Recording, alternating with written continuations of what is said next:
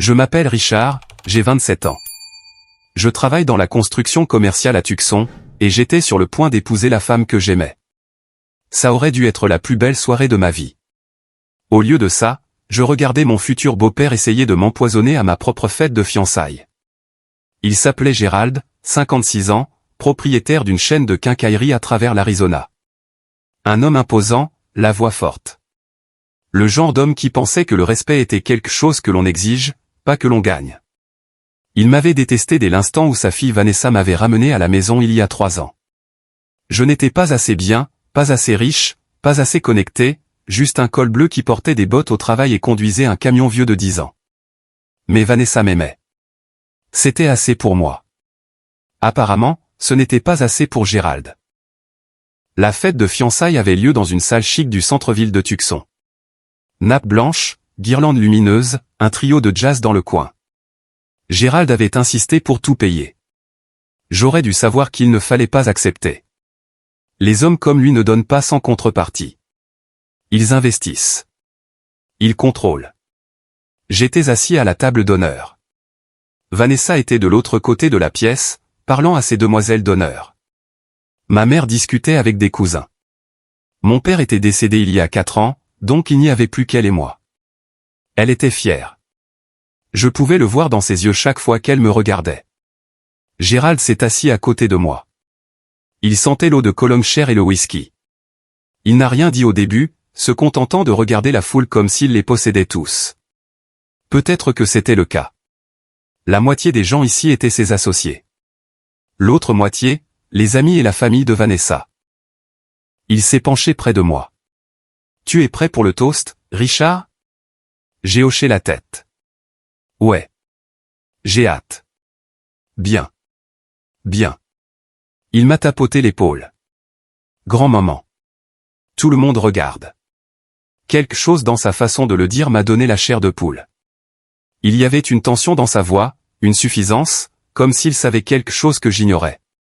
Le personnel a commencé à apporter les flûtes de champagne. En cristal, cher. Gérald s'est assuré que tout le monde le sache. Il s'est levé et a teinté son verre avec une fourchette. La salle s'est tue. Il a fait un discours sur la famille et la tradition et à quel point il était heureux de m'accueillir dans le giron familial. C'était des mensonges. Je le voyais dans ses yeux. Il jouait la comédie. Quand il s'est rassis, il a placé une flûte de champagne devant moi. Puis il en a placé une devant lui. Je n'y ai pas prêté attention au début, mais ensuite je l'ai vu jeter un coup d'œil autour de lui, s'assurant que personne ne regardait. Et c'est là qu'il l'a fait. Il a sorti une petite fiole de la poche de sa veste. Liquide transparent. Il l'a débouché avec son pouce et l'a versé dans mon verre. Rapide, fluide, comme s'il s'était entraîné. Je me suis figé. Mon cerveau essayait de traiter ce que je venais de voir. Cet homme, mon futur beau-père, l'homme qui était censé m'accueillir dans sa famille. Il venait de droguer mon verre. Je n'ai pas bougé, pas réagi. Je suis resté assis là, à fixer le verre. Mon cœur battait la chamade. Mes mains tremblaient sous la table. Qu'est-ce qu'il y avait dans cette fiole, bordel? Un sédatif? Un laxatif? Quelque chose de pire? Gérald s'est adossé à sa chaise, détendu, confiant. Il a pris son propre verre et l'a fait tourner. Il attendait. Le toast était dans 2 minutes. Tout le monde regarderait. Je lèverais ce verre, je boirais, et ce qu'il y avait mis ferait effet devant tout le monde, ma fiancée, ma mère, nos amis. Je serais humilié, peut-être pire. Mais il ne savait pas que je l'avais vu. J'ai jeté un coup d'œil à Vanessa. Elle riait avec sa sœur, si heureuse, si inconsciente. C'était censé être notre soirée, et son père essayait de la détruire. J'ai regardé Gérald. Il ne me regardait même plus. Il sirotait juste son whisky, suffisant, intouchable. C'est là que j'ai pris ma décision. J'ai attendu qu'il tourne la tête. Juste une seconde, il faisait signe à quelqu'un de l'autre côté de la pièce, un partenaire commercial. Et à ce moment-là, j'ai échangé les verres. Le mien à sa place, le sien à la mienne. C'était fluide, net. Personne n'a vu, pas même lui. Quand il s'est retourné, il n'a rien remarqué. Pourquoi l'aurait-il fait? C'étaient des verres identiques. Même cristal, même champagne. Il n'avait aucune raison de vérifier. J'ai pris le verre qui était maintenant devant moi, le propre, son original, et j'ai attendu. Gérald s'est de nouveau levé. Il a tapoté son verre. Très bien, tout le monde. C'est l'heure du toast traditionnel. Richard, lève-toi. Je me suis levé. Mes jambes semblaient faibles, mais j'ai gardé un visage neutre. À mon futur gendre, dit Gérald en levant son verre. Puisses-tu toujours connaître ta place dans cette famille? La salle a ri. Il pensait que c'était une blague. Je savais que non. À la famille, ai-je dit, en levant mon verre. Tout le monde a levé le sien. La pièce a résonné du tintement du cristal. Et nous avons bu. J'ai pris une petite gorgée. Gérald a vidé la moitié de son verre d'un seul coup. Le frimeur. Toujours à devoir prouver quelque chose. Je me suis rassis, j'ai posé mon verre sur la table, et j'ai attendu. Au début, rien ne s'est passé. Gérald parlait à quelqu'un à la table voisine, riant, serrant des mains, jouant le père fier. Puis, après environ 3 minutes, je l'ai vu. Il a cligné des yeux fortement, comme si quelque chose n'allait pas. Il a secoué la tête, a touché sa tempe. 4 minutes. Il a desserré sa cravate, s'est essuyé le front avec une serviette. 5 minutes. Il s'est levé, a vacillé un peu, s'est agrippé à la table pour garder l'équilibre. Vanessa l'a remarqué. « Papa, ça va ?» « Très bien, a-t-il dit. Sa voix était pâteuse, empâtée. « Il fait juste chaud ici. » 6 minutes. C'est là que les choses sont devenues intéressantes. Gérald avait toujours été un homme autoritaire. C'est ce que Vanessa m'avait dit au début. Il dirigeait sa maison comme il dirigeait son entreprise, avec une main de fer et une tolérance zéro pour la faiblesse. Sa mère l'avait quitté quand Vanessa avait 12 ans. Elle a juste fait ses valises et a déménagé en Californie. Elle ne s'est même pas battue pour la garde. Vanessa a dit que sa mère n'en pouvait plus. Les cris, les rabaissements, le besoin constant de dominer. Vanessa était restée avec son père. Elle n'avait pas le choix. Et elle avait appris à naviguer entre ses humeurs, à faire profil bas, à ne jamais le défier. Mais au fond, elle lui en voulait. Elle ne le dirait jamais à voix haute. Mais je le voyais dans sa façon de sursauter quand il élevait la voix. Dans sa façon de s'excuser pour des choses qui n'étaient pas de sa faute.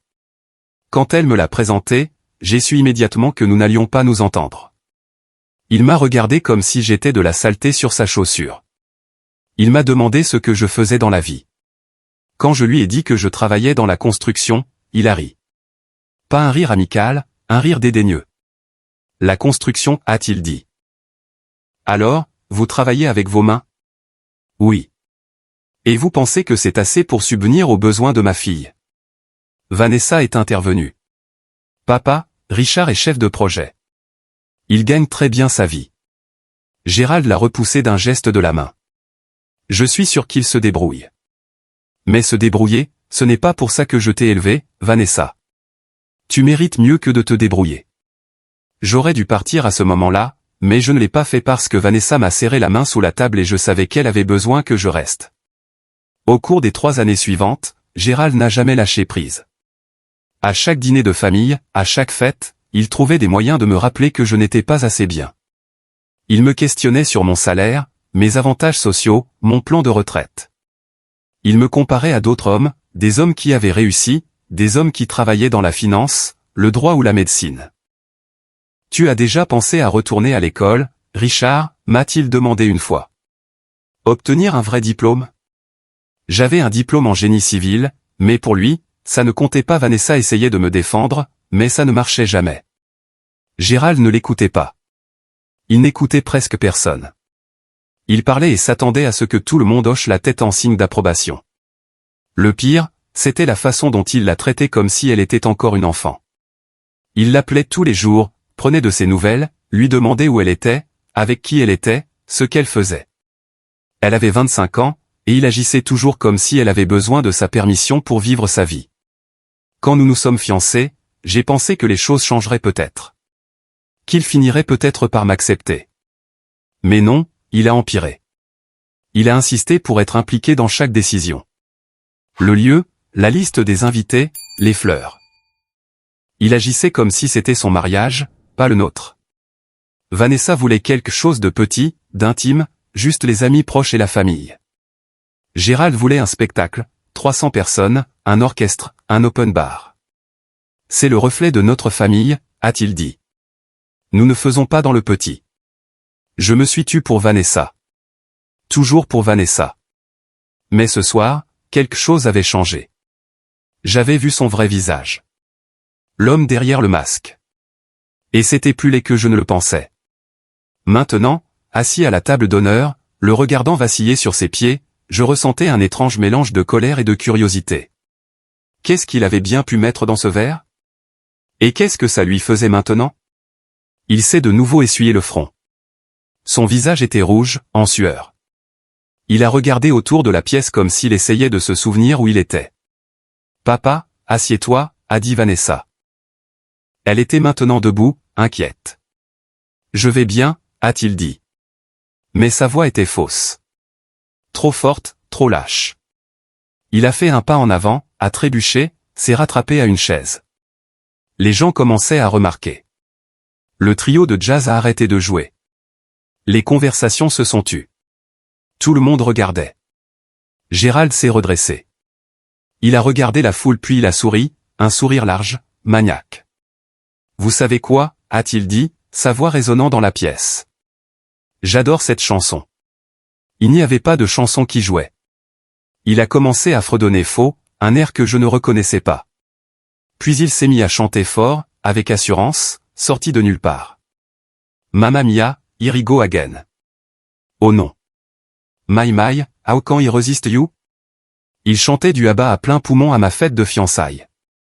La mâchoire de Vanessa est tombée. « Papa, qu'est-ce que tu fais ?» Il l'a ignoré. Il était complètement dedans maintenant, dansant, se balançant, claquant des doigts.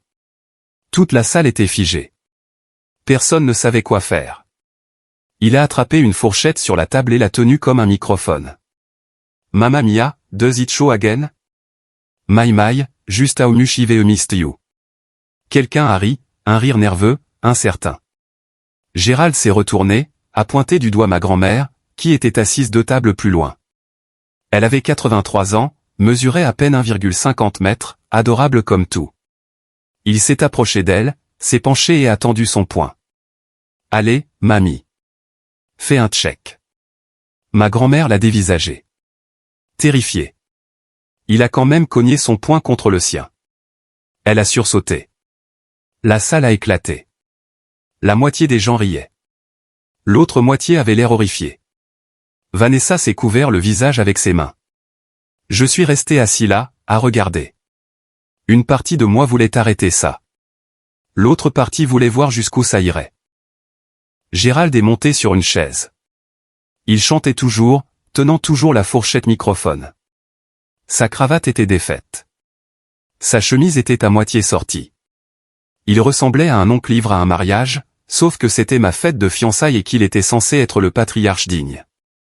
And just like before, it's nothing more than a feeling he had before. Il pointait des gens au hasard dans la foule, chantant directement pour eux. Ils applaudissaient maladroitement. Certains enregistraient avec leur téléphone. Ça allait être partout sur les réseaux sociaux dès le lendemain matin. Vanessa m'a attrapé le bras. « Richard, fais quelque chose. » Je me suis levé lentement. Je me suis approché de Gérald. Il m'a vu arriver et a souri. Il a passé son bras autour de mon épaule. « Richard, mon garçon, mon futur gendre. » Il mâchait ses mots maintenant. « Tu sais quoi? Tu es un type bien. Tu es un type bien, Gérald. Je pense que tu devrais t'asseoir. » M'asseoir? Non, non, non. On fait la fête. Il s'est retourné vers la foule. Cet homme ici, il épouse ma fille. Et vous savez quoi? Je respecte ça.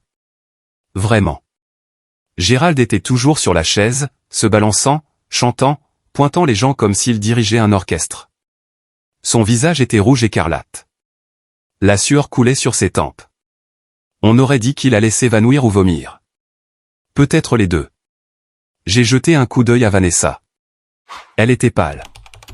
Sa sœur essayait de la réconforter. Mais Vanessa fixait son père. L'incrédulité et l'humiliation se lisaient sur son visage. Gérald a soudainement arrêté de chanter. Il m'a regardé. Ses yeux étaient vitreux, sans mise au point. « Richard, a-t-il dit, tu es un homme bon. Tu le sais ça. » Je n'ai pas répondu. « Non, sérieusement. Je le pense. Tu es solide comme un roc. Un roc. » Il a ri de sa propre blague. Tu comprends? Construction. Roc. Quelqu'un dans la foule a gloussé. Mal à l'aise. Il est descendu de la chaise, a encore trébuché. Je l'ai attrapé par le bras. Il s'est appuyé sur moi. Lourd. Il sentait la sueur et le champagne. Faut que je te dise un truc, a-t-il chuchoté. Un chuchotement fort que tout le monde pouvait entendre. Je ne t'aimais pas au début. Tu le sais ça? Je sais. Ouais. Ouais. Mais tu sais quoi? Tu as poussé sur moi comme un champignon. Un bon champignon. Comme les champignons portobello. Tellement bon. Il divaguait maintenant. Complètement incohérent. Papa, laisse-moi te sortir, a dit Vanessa. Elle était à côté de nous maintenant. Sa voix était tendue, essayant de rester calme. Dehors? Non, non, je vais bien. Je suis super. La meilleure soirée de ma vie. Il a regardé la foule. N'est-ce pas la meilleure soirée de vos vies?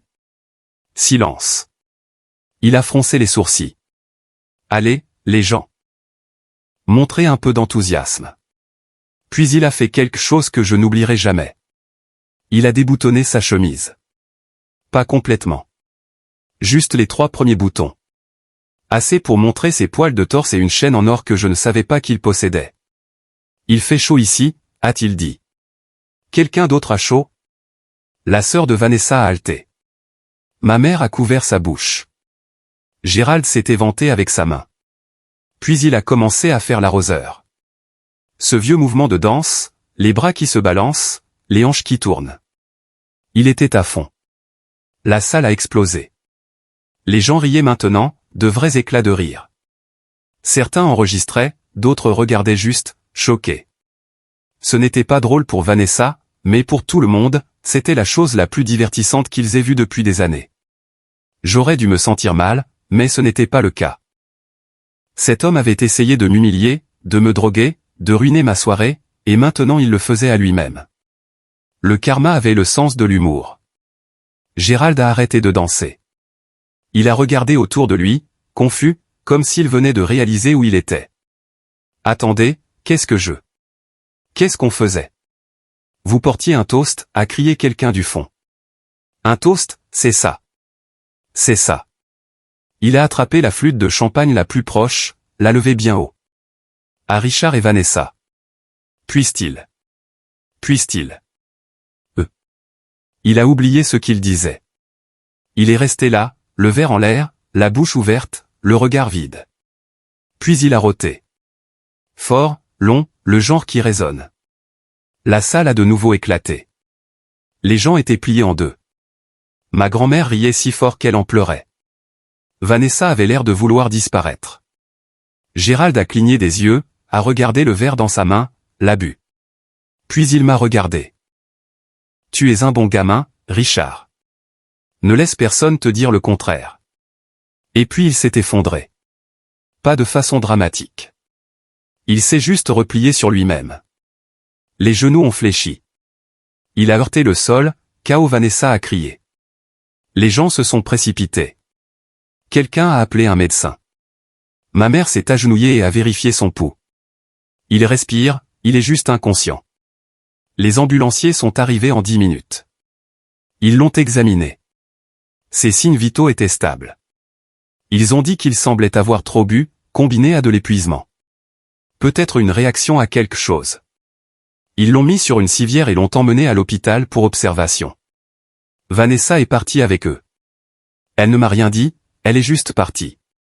Sa sœur est restée pour s'excuser auprès des invités, pour essayer de sauver ce qui restait de la soirée. Mais la fête était finie. Les gens ont commencé à partir, offrant leurs condoléances, disant qu'ils espéraient que Gérald irait bien. Certains riaient encore, rejouant les meilleurs moments sur leur téléphone. Je suis resté là, seul à la table d'honneur, fixant les deux flûtes de champagne, la mienne et la sienne, toutes deux vides maintenant. J'ai pensé à ce qu'il avait essayé de faire. La fiole, le versement, le regard suffisant sur son visage. Il pensait avoir gagné. Pensait qu'il pouvait m'embarrasser devant tout le monde. Contrôler le récit. Prouver que je n'étais pas assez bien. Mais il m'avait sous-estimé. Je l'avais vu venir et je lui avais retourné la situation. J'ai pris son verre, celui dans lequel il avait bu, je l'ai tenu à la lumière, je me suis demandé ce qu'il y avait dedans. Un sédatif, un laxatif, quelque chose pour me rendre malade. Quoi que ce fût, ça lui avait fait un sacré effet à la place. Ma mère s'est approchée, a posé sa main sur mon épaule. « Ça va ?» J'ai hoché la tête. « Oui, ça va. » C'était quelque chose. « Ouais. » Elle a étudié mon visage. « Tu n'as pas l'air surpris. » Je l'ai regardé. Elle savait. D'une manière ou d'une autre, elle savait. Il a essayé de me droguer, ai-je dit doucement. J'ai échangé les verres. Ses yeux se sont écarquillés. Puis elle a souri. Un petit sourire fier. Bien. Nous n'avons rien dit de plus. Nous sommes restés là. La salle était presque vide maintenant. Le trio de jazz remballait. Le personnel débarrassait les tables. Les guirlandes lumineuses brillaient encore au-dessus de nos têtes, mais la magie avait disparu. Vanessa n'est pas revenue cette nuit-là. Je lui ai envoyé des textos, je l'ai appelée. Pas de réponse. J'ai supposé qu'elle avait besoin d'espace, besoin de digérer ce qui venait de se passer. Son père s'était humilié et par extension l'avait humilié, mais il se l'était infligé à lui-même. C'était la partie qu'elle ne comprenait pas encore. Il avait provoqué tout ça lui-même et j'en avais fini de me sentir coupable. Je suis rentré seul à la maison. Ma mère m'a suivi dans sa voiture. En arrivant à mon appartement, je me suis assis sur le canapé et j'ai rejoué la soirée dans ma tête. Le visage de Gérald quand il a bu le champagne, la confusion, le chant, l'effondrement. Ça aurait dû être ma pire soirée. Au lieu de cela, c'était étrangement satisfaisant. Non pas parce que j'aimais le voir souffrir, mais parce que pour une fois, il n'avait pas pu contrôler le résultat. Pour une fois, j'avais le pouvoir. Et ça faisait du bien. Vanessa ne m'a pas parlé pendant 3 jours. J'ai appelé. J'ai texté. Je me suis présenté à son appartement. Rien. Sa sœur a finalement ouvert la porte le 3e jour et m'a dit que Vanessa avait besoin de temps, que son père était à l'hôpital, que les médecins faisaient des tests, qu'elle était gênée, blessée et confuse. Je voulais lui dire la vérité, que son père avait essayé de m'empoisonner, que tout ce qui s'était passé était de sa propre faute. Mais je me suis tu parce que sans preuve, ça sonnerait juste comme une excuse, comme si j'essayais de rejeter la faute. Alors j'ai attendu. Gérald est sorti de l'hôpital après 2 jours. Le médecin a dit qu'il avait eu une réaction sévère à l'alcool mélangé à une substance inconnue. Ils n'ont pas pu l'identifier. Il a prétendu n'avoir aucune idée de comment elle était entrée dans son système. Il a joué la victime. A dit que quelqu'un avait dû droguer son verre pour une blague. Bien sûr. Quand Vanessa m'a enfin appelé, sa voix était froide, distante. Il faut qu'on parle. Nous nous sommes retrouvés dans un café près de son appartement. Terrain neutre. Elle avait l'air fatiguée. Des cernes sous les yeux, les cheveux attachés en arrière, pas de maquillage. Elle s'est assise en face de moi et n'a pas touché à son café. Mon père veut reporter le mariage, a-t-elle dit. J'ai senti ma poitrine se serrer. Pourquoi? Il dit qu'on a besoin de temps. Que ce qui s'est passé à la fête de fiançailles était un signe qu'on s'est précipité. Vanessa, ton père s'est ridiculisé. Ça n'a rien à voir avec nous. Il pense que quelqu'un l'a drogué, Richard. Et il pense que ça pourrait être toi. Voilà. Je me suis adossé, les regarder. Tu penses que j'ai drogué ton père? Je ne sais pas quoi penser. Vanessa, j'étais assis à côté de lui tout le temps. Si quelqu'un l'a drogué, ce n'est pas moi. Alors qui était-ce? J'aurais pu lui dire à ce moment-là. Aurais pu lui expliquer ce que j'avais vu. Mais quelque chose m'a arrêté. Peut-être la façon dont elle me regardait, comme si elle avait déjà pris sa décision, comme si quoi que je dise, elle le croirait lui plutôt que moi. Je ne sais pas, ai-je dit. Mais ce n'était pas moi. Elle a hoché la tête lentement, comme si elle essayait de se convaincre. Il veut que je retourne vivre à la maison pendant un moment, jusqu'à ce qu'on règle ça. Régler quoi? Il n'y a rien à régler. Ton père s'est saoulé et s'est ridiculisé. C'est tout. Il ne se saoule pas, Richard. Il a bu 2 verres de champagne. Ce n'est pas assez pour provoquer ce qui lui est arrivé. Alors peut-être qu'il a pris quelque chose avant la fête. Peut-être qu'il a mélangé des médicaments. Je ne sais pas, Vanessa, mais je ne lui ai rien fait. Elle s'est levée. J'ai besoin d'espace. J'ai besoin de réfléchir. Vanessa, s'il te plaît. Je t'appellerai. Elle est partie. N'a pas fini son café. N'a pas regardé en arrière. Je suis resté assis là pendant 1 heure, à regarder le mur, essayant de digérer ce qui venait de se passer. Mes fiançailles s'effondraient à cause de Gérald, parce qu'il avait essayé de me détruire et avait fini par se détruire lui-même. Et maintenant, il retournait la situation, faisant de moi le méchant. J'ai pensé à aller à l'appartement de Vanessa, à confronter Gérald, à lui dire que je savais ce qu'il avait fait, mais ça ne marcherait pas. Il nierait. Et sans la fiole, sans preuve, c'était ma parole contre la sienne. Je devais être plus malin. Au cours de la semaine suivante, j'ai fait quelques recherches. J'ai contacté des gens qui connaissaient Gérald, des associés, d'anciens employés. Je voulais savoir quel genre d'homme il était vraiment, s'il avait un historique de ce genre de comportement. Ce que j'ai trouvé n'était pas surprenant, mais c'était accablant. Gérald avait une réputation. Il était connu pour être impitoyable, vindicatif. Il avait détruit des concurrents, évincé des partenaires commerciaux. Il y avait des rumeurs de chantage, de menaces. Un ancien employé m'a dit que Gérald avait un jour saboté un fournisseur qui refusait de lui faire une remise, répandant des mensonges sur leurs produits, leur faisant perdre des contrats. Une autre personne m'a parlé d'un procès des années auparavant. Une femme avait accusé Gérald de harcèlement. L'affaire n'est jamais allée au tribunal. Gérald l'a payé, lui a fait signer un accord de non-divulgation, a enterré l'affaire. C'était l'homme que Vanessa appelait papa, l'homme qu'elle défendait, l'homme en qui elle avait confiance. J'ai commencé à compiler tout ce que je trouvais. Emails, témoignages, archives publiques. Je ne savais pas encore ce que j'allais en faire, mais j'avais besoin de munitions parce que je savais que Gérald n'allait pas s'arrêter. Il me voyait comme une menace et les hommes comme lui ne tolèrent pas les menaces. 2 semaines après la fête de fiançailles, Vanessa m'a rappelé. Sa voix était différente, plus douce, apologétique. On peut se voir? Nous nous sommes retrouvés au même café. Cette fois, elle avait l'air mieux, reposée. Elle a commandé son habituel latte à la vanille, extra mousse. Je suis désolé, a-t-elle dit. Je n'aurais pas dû t'accuser. C'est bon. Non, ça ne l'est pas. J'ai eu peur et j'ai laissé mon père me monter la tête. Mais je te connais, Richard. Tu ne ferais pas une chose pareille. Je voulais la croire, mais je pouvais voir le doute qui persistait dans ses yeux. Elle disait les mots, mais elle ne le pensait pas entièrement.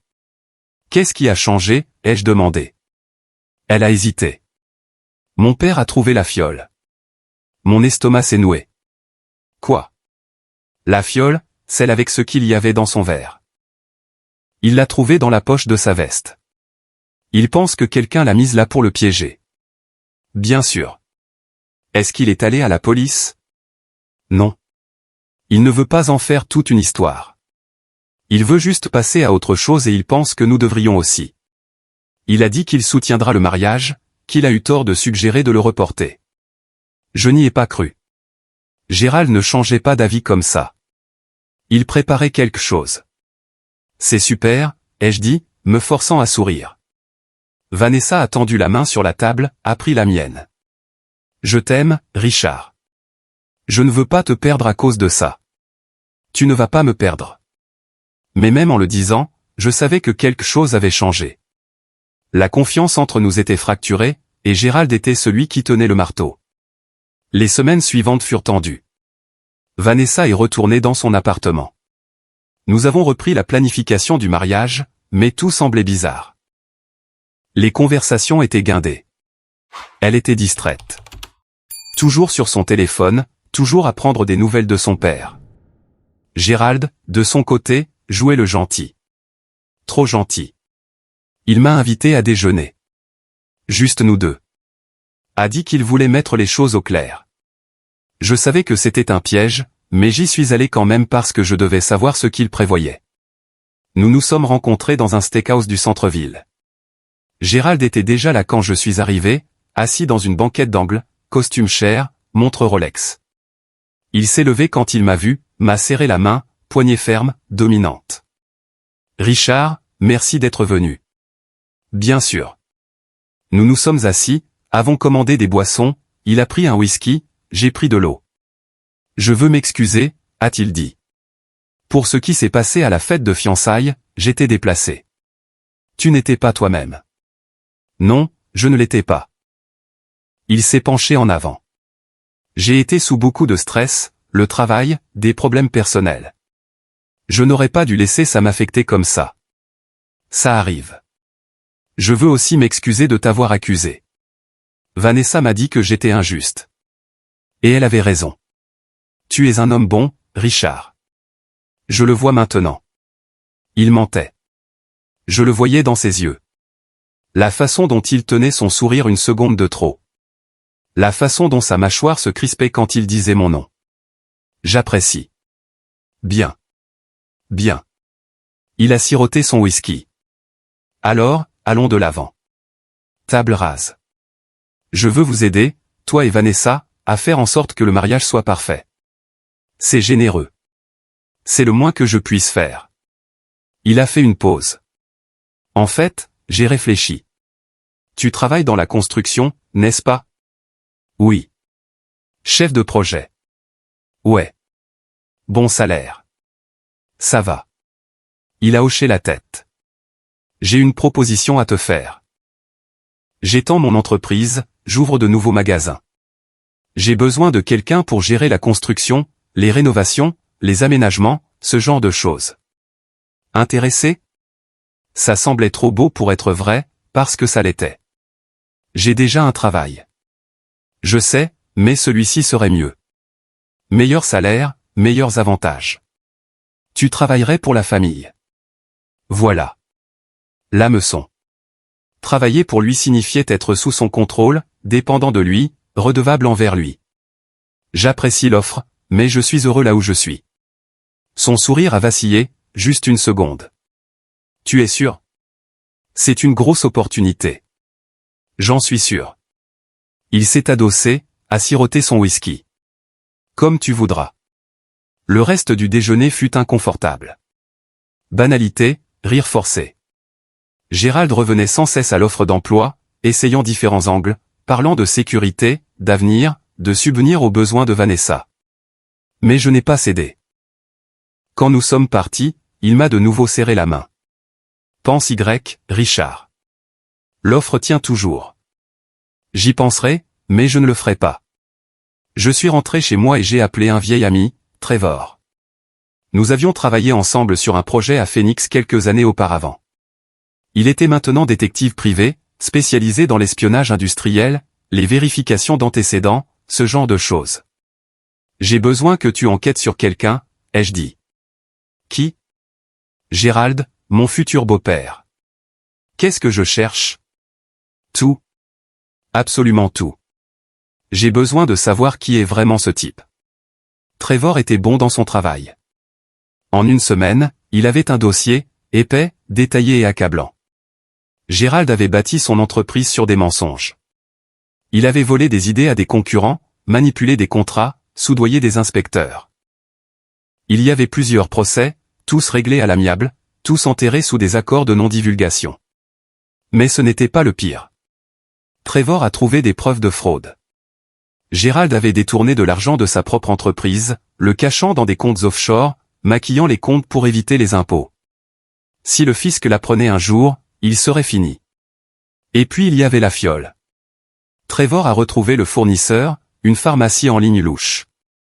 La substance que Gérald avait commandée était un sédatif, fort, à action rapide, conçu pour assommer quelqu'un en quelques minutes, le genre de choses utilisées dans les cas de viol par administration de drogue. Gérald l'avait commandé 3 semaines avant la fête de fiançailles, expédié à une boîte postale sous un faux nom, mais Trevor a retracé la carte de crédit. C'était la sienne. Je le tenais.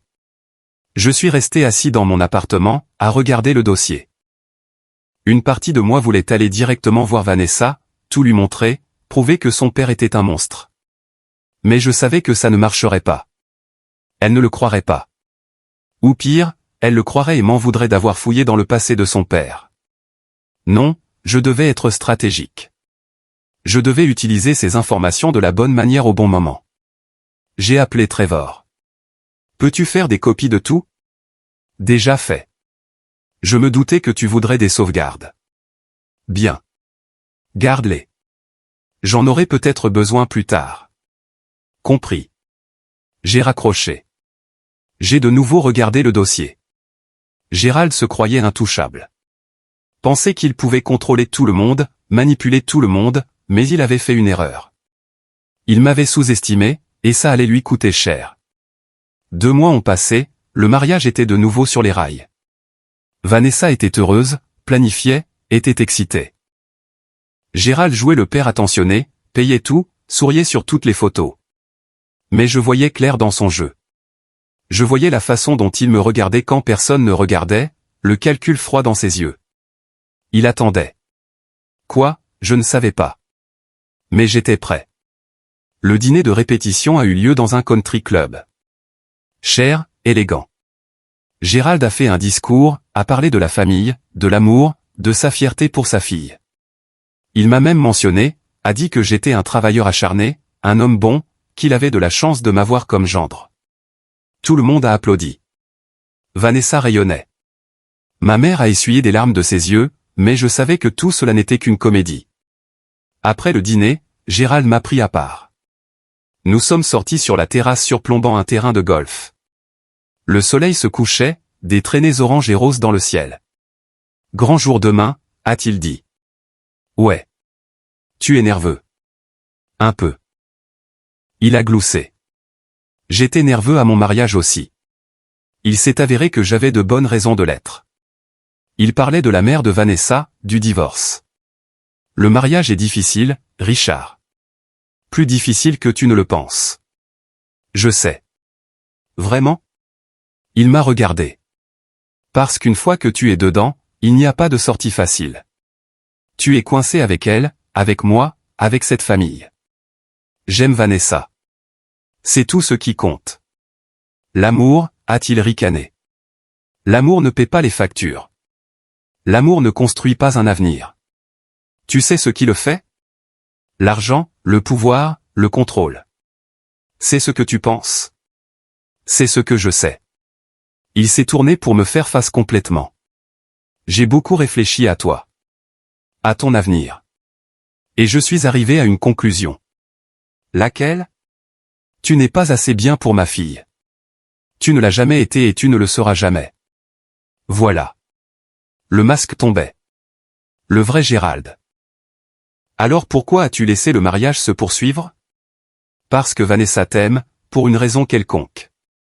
Et j'aime ma fille. Donc je suis prêt à te tolérer pour l'instant. Mais comprends bien ceci, Richard. Tu es en sursis. Une erreur, un faux pas. Et je m'assurerai qu'elle te voit pour ce que tu es vraiment. Et c'est-à-dire? Un moins que rien. Il a souri, m'a tapoté l'épaule et est retourné à l'intérieur. Je suis resté là, seul sur la terrasse. Le soleil était presque couché maintenant, les ombres s'étirant sur le terrain de golf. Je sentais mon pouls dans mes tempes. Mes mains tremblaient. J'avais essayé d'être patient, d'être gentil, mais Gérald venait de déclarer la guerre, et j'en avais fini d'être gentil. Je suis retourné à l'intérieur, j'ai trouvé le numéro de Trevor, je lui ai envoyé un texto. Demain, après la cérémonie, sois prêt. Il a répondu immédiatement. J'y suis. Le jour du mariage était parfait. Ciel clair, brise chaude. Le lieu était un domaine avec jardin à la périphérie de Tucson. Des fleurs partout. Des chaises blanches disposées en rangées soignées. Un quatuor à cordes jouait doucement. Vanessa était magnifique. robe blanche, détail en dentelle, ses cheveux relevés. Elle rayonnait, heureuse. C'était son jour, et je n'allais pas laisser Gérald le gâcher. La cérémonie s'est déroulée sans accroc. Nous avons échangé nos vœux, échangé nos alliances, nous nous sommes embrassés. Tout le monde a applaudi. Vanessa a pleuré, ma mère a pleuré. Même Gérald avait l'air ému. Mais je savais que c'était faux. La réception a eu lieu au même endroit. Cocktail, dîner, danse. Gérald a fait un autre discours. M'a souhaité la bienvenue dans la famille, a dit toutes les bonnes choses. Tout le monde a gobé ça. Mais j'attendais le bon moment, le moment parfait. Il est arrivé pendant la coupe du gâteau. Tout le monde s'est rassemblé, appareil photo prêt. Vanessa et moi avons posé avec le couteau, avons coupé la première tranche, nous l'avons donné l'un à l'autre. Doux, traditionnel. Puis Gérald s'est levé, a levé son verre. Un autre toast aux heureux mariés. Tout le monde a levé son verre. Richard, a-t-il dit, je veux juste que tu saches que je suis fier de toi. Tu as fait tes preuves et je sais que tu vas prendre soin de ma fille. Il m'a regardé, a souri, ce même sourire suffisant de la fête de fiançailles. J'ai souri en retour, puis j'ai fait un signe de tête à Trevor. Il se tenait près de l'entrée, un appareil photo à la main. Il a lancé la projection. L'écran derrière la table d'honneur s'est allumé. Tout le monde s'est tourné pour regarder. Au début, ce n'était que des documents, des registres financiers, des relevés bancaires, des comptes offshore, le nom de Gérald en haut de chaque page. Puis sont venus les emails, les menaces, les pots de vin, les preuves de fraude. Puis la fiole, une photo du reçu, le nom de Gérald, la boîte postale, le sédatif. Le silence s'est fait dans la pièce. Tout le monde lisait, digérait, faisait les liens. Le visage de Gérald est devenu pâle. Il a posé son verre, a fixé l'écran. Vanessa m'a regardé, confuse. Richard, qu'est-ce que c'est? La vérité, ai-je dit. Sur ton père. Gérald s'est levé. Éteignez ça maintenant. Mais personne n'a bougé. Le diaporama a continué. Plus de preuves, plus de mensonges, plus de trahison. Tout ce que Trevor avait trouvé, exposé à la vue de tous. Il a essayé de me droguer, ai-je dit. Ma voix était stable, calme. À notre fête de fiançailles, il a mis un sédatif dans mon verre, mais je l'ai vu et j'ai échangé les verres. Tout ce qui s'est passé cette nuit-là était de sa propre faute. La bouche de Vanessa s'est ouverte. Elle a regardé son père. Papa? Gérald n'a pas répondu. Il est juste resté là, figé. Il vole sa propre entreprise, ai-je continué, cache de l'argent, soudoie des fonctionnaires, et quand je n'ai pas voulu travailler pour lui, quand je ne l'ai pas laissé me contrôler, il a décidé que j'étais une menace. Alors il a essayé de se débarrasser de moi. La salle a éclaté, les gens parlaient, criaient, les flashs crépitaient. Vanessa s'est mise à pleurer. Sa sœur s'est précipitée à ses côtés. Gérald a finalement bougé. Il s'est dirigé vers le projecteur, a essayé de l'éteindre, mais Trevor a été plus rapide. Il a attrapé le bras de Gérald, l'a tiré en arrière. Lâchez-moi, a dit Gérald. Pas question. La sécurité est arrivée, le directeur du lieu. Ils ont escorté Gérald dehors. Il criait, jurait, me blâmait, blâmait tout le monde sauf lui-même. La réception était terminée. Les gens sont partis. Chuchotement, choc. Vanessa était assise à la table d'honneur, regardant dans le vide. Je me suis assis à côté d'elle, j'ai pris sa main. Je suis désolé, ai-je dit. Elle m'a regardé, des larmes coulant sur son visage. Pourquoi ne me l'as-tu pas dit? J'ai essayé, mais tu ne m'aurais pas cru. Pas sans preuve. Elle a hoché la tête lentement. C'est mon père, Richard. Mon père. Je sais. Comment suis-je censé digérer ça? Je ne sais pas, mais nous allons trouver une solution ensemble. Elle a serré ma main et nous sommes restés assis là, dans les ruines de notre mariage, nous tenant l'un à l'autre. Les retombées ont été immédiates et brutales. Le lendemain matin, les vidéos du mariage étaient partout. Les réseaux sociaux ont explosé. Les médias s'en sont emparés. Les chaînes locales ont diffusé des reportages sur le magnate de la quincaillerie qui s'est fait démasquer au mariage de sa fille. L'homme qui a essayé de droguer son futur gendre. L'homme qui a bâti son empire sur la fraude et l'intimidation. Les partenaires commerciaux de Gérald ont commencé à prendre leur distance en quelques heures, publiant des déclarations soigneusement formulées, condamnant ses actions, affirmant qu'ils n'avaient aucune connaissance de ses activités illégales. C'était de la pure gestion de crise, de l'autopréservation, des rats quittant un navire en perdition. Le fisc a lancé une enquête la même semaine. Une fois que les preuves de Trevor sont devenues publiques, ils n'avaient pas le choix. Des agents fédéraux se sont présentés au bureau de Gérald. Ils ont saisi ses dossiers, gelé ses comptes. Son équipe d'avocats coûteux s'est démenée. Mais il y avait trop de preuves, trop de pistes, trop de témoins prêts à parler maintenant que la vérité était sortie. Gérald avait été négligent, arrogant. Il pensait que son argent et son influence le rendaient intouchable. Et maintenant, tout le rattrapait. Ses quincailleries ont commencé à fermer. Une par une, les employés sont partis.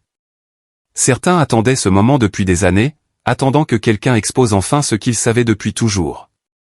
Les fournisseurs ont immédiatement coupé les ponts. Personne ne voulait être associé à lui. Les clients ont boycotté. Des manifestations devant ses derniers magasins. L'empire qu'il a mis 30 ans à construire s'est effondré en moins de 3 semaines. Vanessa a eu du mal avec tout ça. Elle a emménagé temporairement chez sa sœur. Elle avait besoin d'espace, loin de moi et de son père. Je comprenais que ce n'était plus seulement une question des actions de Gérald. C'était tout ce qu'elle croyait savoir qui était un mensonge. Toute son enfance, sa famille, l'homme qu'elle appelait papa. Les fondations de sa vie avaient été construites sur des sables mouvants. Et maintenant, elle coulait. Je lui ai donné du temps, je n'ai pas insisté, je prenais juste de ses nouvelles tous les quelques jours, j'envoyais des textos, je m'assurais qu'elle savait que j'étais là quand elle serait prête, que je n'allais nulle part. 3 semaines après le mariage inachevé, elle m'a appelé, m'a demandé si on pouvait se voir. Nous sommes allés dans un parc près de chez sa sœur, avons marché le long d'un sentier désertique. Aucun de nous n'a rien dit pendant les 10 premières minutes, nous marchions juste côte à côte, la chaleur de l'Arizona pesant sur nous. J'ai parlé à ma mère, a-t-elle finalement dit. Sa voix était basse, fatiguée. Comment va-t-elle? Elle était au courant pour mon père, pour ce dont il était capable. C'est pour ça qu'elle est partie. Vanessa s'est arrêtée de marcher, s'est tournée pour me regarder. Ses yeux étaient rouges. Elle a dit qu'elle a essayé de me le dire quand j'étais plus jeune, mais je ne voulais pas l'entendre. Je pensais qu'elle était juste amère à cause du divorce, qu'elle essayait de me monter contre lui. Tu n'étais qu'une enfant. Je l'étais, mais je ne le suis plus. Et j'aurais dû le voir. Les signes ont toujours été là. La façon dont il traitait le personnel. La façon dont il parlait de quiconque n'était pas d'accord avec lui. Comment il avait besoin de tout contrôler. Tout le monde. J'ai juste choisi de l'ignorer parce que c'était mon père et je voulais qu'il soit bon. C'est ton père. Tu voulais croire le meilleur de lui. C'est naturel. Elle a hoché la tête lentement, a essuyé ses yeux avec le dos de sa main. Je suis désolé, Richard, d'avoir douté de toi. De ne pas t'avoir cru quand tu as essayé de me le dire, de l'avoir laissé se mettre entre nous. Tu n'as pas besoin de t'excuser. Si, j'en ai besoin. Tu avais raison à son sujet depuis le début, et j'étais trop aveugle pour le voir, trop effrayé pour le voir. J'ai pris sa main, l'ai serrée. On va s'en sortir. Vraiment? Sa voix s'est brisée. Comment on se relève de ça? Un jour à la fois. Ensemble. Elle s'est appuyée contre moi et nous sommes restés là, sur ce sentier, nous tenant l'un à l'autre, le soleil chaud sur nos dos, le désert s'étendant autour de nous, recommençant à zéro. Gérald a été arrêté 2 semaines plus tard. Évasion fiscale, fraude électronique, corruption, tentative d'agression avec une substance dangereuse. Les accusations s'accumulaient. Ses avocats ont essayé de négocier une entente de plaidoyer, ont offert de coopérer, de nommer d'autres personnes impliquées dans ces combines, mais l'accusation n'était pas intéressée par les accords. Ils voulaient faire de lui un exemple, montrer que personne n'est au-dessus de la loi, pas même les riches hommes d'affaires avec des relations. Le procès a été fixé à 8 mois plus tard. Gérald a payé sa caution, mais c'était un homme brisé. Ses avoirs étaient gelés, sa réputation détruite. Sa fille ne lui parlait plus. Il n'avait plus d'amis, juste des avocats coûteux qui le saignaient à blanc avec leurs honoraires. Il a essayé d'appeler Vanessa, a laissé des messages vocaux, a envoyé des lettres. Elle n'a pas répondu, ne les a pas lus. Elle m'a dit qu'elle en avait fini, qu'elle avait passé toute sa vie à essayer de gagner son approbation, son respect. Et maintenant, elle réalisait que rien de tout cela n'avait d'importance. Il était incapable d'amour véritable, seulement de contrôle. Vanessa et moi nous sommes remariés 2 mois plus tard. Discrètement, au palais de justice de Tucson. Juste nous, ma mère, sa sœur. Pas de réception, pas de discours, pas de toast au champagne, pas de drame, juste 2 personnes se faisant une promesse. Comme ça aurait dû être depuis le début. C'était parfait. Nous avons déménagé à Colorado Springs 4 mois après ça. Un nouveau départ loin de Tucson, loin des souvenirs, loin de l'ombre de Gérald. J'ai pris un poste dans une entreprise de construction là-bas. Meilleur salaire, meilleur projet, meilleure personne. Vanessa a commencé à travailler comme graphiste, à distance, en freelance. Elle aimait la liberté, le contrôle sur son propre emploi du temps, sa propre vie. Nous avons acheté une petite maison dans le nord de la ville. 2 chambres, un jardin clôturé, vue sur les montagnes, rien d'extraordinaire. Mais c'était à nous. Pas d'argent de quelqu'un d'autre impliqué.